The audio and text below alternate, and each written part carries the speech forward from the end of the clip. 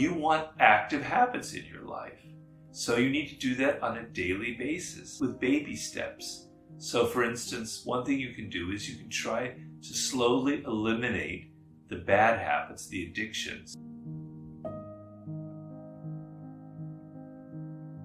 So another question I'm getting from my audience here is, what can I do to develop daily habits and become more productive? The first thing I would say is you already have daily habits, and they're probably not good habits.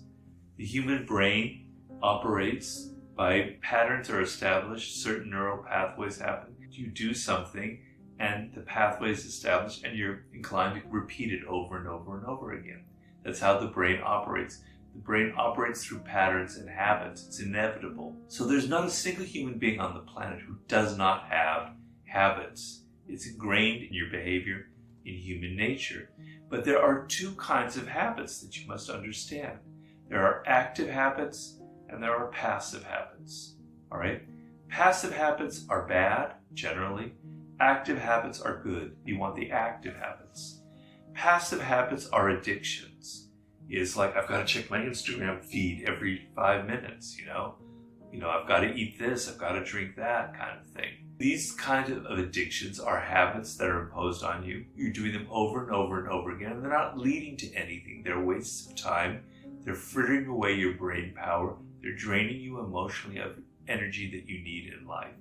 Negative habits have a drain on you emotionally, and they waste valuable space in your brain. Active habits, we all have engaged in active habits at some point in our lives, and they are learning something, okay? So you learn a foreign language, you learn how to play the piano, you learn how to do a sport, right? And in the beginning, it's difficult, and slowly, as you do step 1, step 2, step 3, these kind of pathways are established in your brain, and they become automatic. And when something becomes automatic, you can go on to the next level, and you can become more and more proficient. Okay, so you want active habits in your life. So you need to do that on a daily basis with baby steps. So for instance, one thing you can do is you can try to slowly eliminate the bad habits, the addictions. You disconnect from the internet for several hours a day or longer if you can. You stop spending so much time, looking at the same sites or whatever, right? You've already freed up a few hours. You've got to now fill up that time with something productive, with something active. Well, take up something new that will force your mind to be active. Learn a new skill, learn a new language. Try to take on something that you've never done before. And then you'll discover that slowly in this way, you're developing this discipline inside yourself that will allow you to take on other challenges, etc. You want continual challenges for yourself. That is what develops these active habits. So if you're on a project of some sort, give yourself a deadline. So let's say you have a month to get a project in, right? The bad habits, the procrastinating, the unproductive way, you'd waste several weeks, you'd kind of dawdle here and there, etc., etc. And then maybe a week before you start getting the energy up, and then like the final few days you cram and you get the damn thing in, and maybe it's not so good, all right? Challenge yourself. Give yourself only a week to finish what should normally take a month, right? That's going to force you to now get into a higher gear, to work really hard day by day by day by day. And the thing is, when you're in the passive mode of habit, you think that pleasure comes from wasting time, from watching internet porn, from spending hours watching sports, from checking on the Instagram feed. It seems kind of relaxing, kind of fun, or socializing, etc. And you think of discipline, and working hard is not fun at all.